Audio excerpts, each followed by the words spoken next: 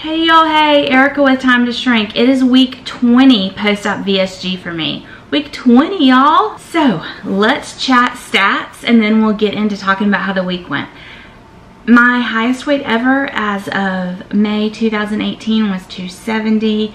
I went on a keto diet at that point when I decided to pursue VSG, and I got down to 235 pounds on the day of surgery, which was November 23rd, 2018.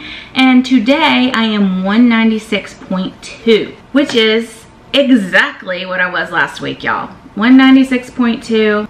Yeah, less than thrilled with that. But this morning, I have to tell y'all, I got on the scale first thing this morning and it was 198.2.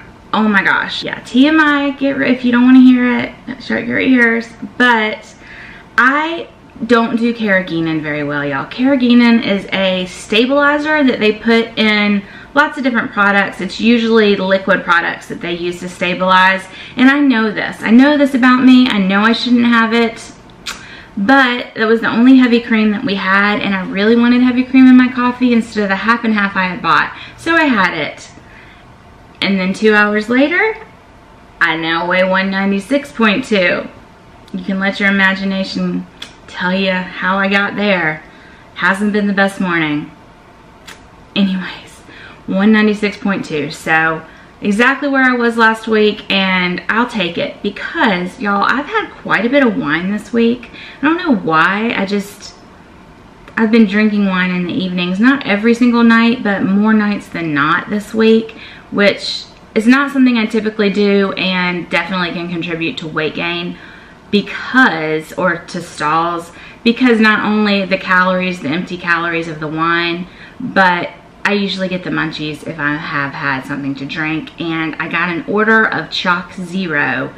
I placed an order for Chalk Zero. I know better. I know I like it too much. Mitchell in Minnesota, you talked about how you try to have snacks that are good but not too good.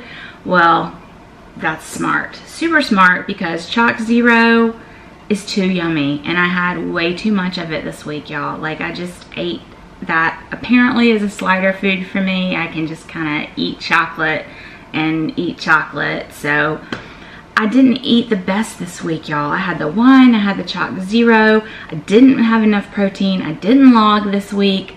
I wanted to kind of do an intuitive eating type week, but what I've found looking back on the week is I really just didn't eat much at all day long, so I didn't end up having enough protein. And then in the evening I was like, screw it, I'm just gonna have a glass of wine and then another glass of wine. So I'd have like 2 glasses of wine and then have some chocolate, and I still never really ate real quality food, like the whole day almost.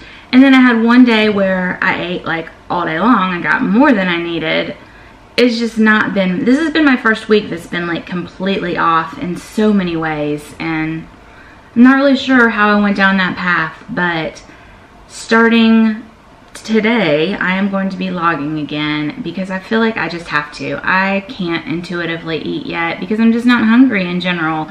And if I don't eat all day, then I can seem to in my mind talk myself into why I can do whatever I want in the evening because I've had like no calories. But then what that leads to is not eating high quality protein at night. It's eating chocolate or wine or pork rinds or like foods that I know will just go down, you know? So that wasn't the smartest. I also, yesterday, and I've had this before, Costco has a smoked pulled pork that is no carbs. I think it's delicious. The point is, I ate a very small amount, probably like an ounce and a half, and it felt like I'd had 4 ounces, and I felt so sick. Where my esophagus and my stomach kind of meet, that area where I'd had my hiatal hernia repair, I felt a lot of pain there and a lot of pressure, like I had way eaten too much, but I really hadn't.